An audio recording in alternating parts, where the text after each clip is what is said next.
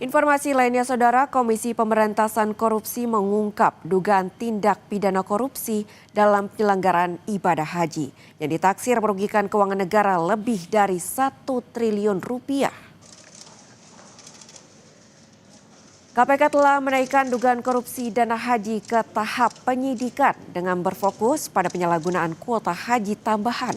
Sebelumnya KPK menemukan adanya penyimpangan pembagian kuota tambahan dari pemerintah Arab Saudi untuk Indonesia. Sebanyak 20.000 kuota jemaah yang diberikan seharusnya 92% dialokasikan untuk kuota reguler dan 2% untuk kuota khusus.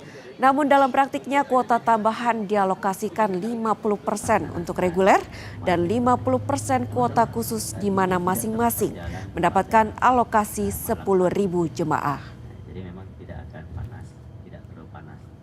Jadi dari sekarang Bapak ini baru saja naik ke penyidikan dengan sprindik umum, artinya memang masih dibutuhkan langkah-langkah penyidikan untuk nanti kemudian KPK menetapkan para pihak sebagai tersangkanya. Di mana dalam perkara ini hitungan awal dugaan kerugian negaranya lebih dari 1 triliun. Sementara itu, Masyarakat Anti Korupsi Indonesia atau MAKI mendesak KPK untuk segera menetapkan tersangka atas kasus dugaan korupsi kuota dan penyelenggaraan haji periode 2023-2024. Pasalnya, MAKI menemukan adanya niat jahat atau mens rea dalam kasus yang menjerat Kementerian Agama era Menteri Yakut Khalil Qomas. Koordinator MAKI, Boyamin Saiman, juga menjelaskan adanya dugaan kesengajaan penambahan kuota haji khusus sebesar 50% yang seharusnya kuota haji khusus hanya 8%. MAKI juga menduga ada pungli sebesar $5.000 Amerika Serikat atau sebesar 75 juta rupiah per jemaah dalam pemberangkatan haji khusus.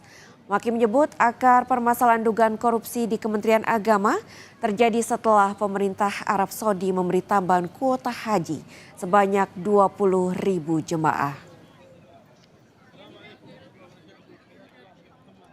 Untuk berangkat haji itu kan antriannya panjang. Kalau yang haji plus 7 tahun, kalau yang haji biasa bisa 20 sampai 30 tahun. Maka meskipun diminta nambah $5.000 atau 75 juta, jamaah nyatanya diduga mengambil. Nah, ini mestinya kan harusnya tanpa tambahan itu. Nah, jadi ada dugaan mens rea karena kenapa ditambah sampai 10.000 atau 50% dari kuota tambahan itu, ya karena diduga ada oknum-oknum yang nakal yang hendak mengambil keuntungan. Nah, MAKI mengawal terus mulai dulu pelaporan, bahkan pernah pra-peradilan karena awalnya itu KPK lemot itu, tapi sekarang sudah bagus penyidikannya, ya kita apresiasi. Tapi MAKI tetap akan mengawal, kalau nanti lemot lagi ya kita gugat pra-peradilan lagi gitu. Kita tunggu semoga KPK cepat dan segera menetapkan tersangkanya dan tidak tebang pilih siapapun yang diduga terlibat ya jadikan tersangka meskipun itu jabatannya sangat tinggi misalnya gitu.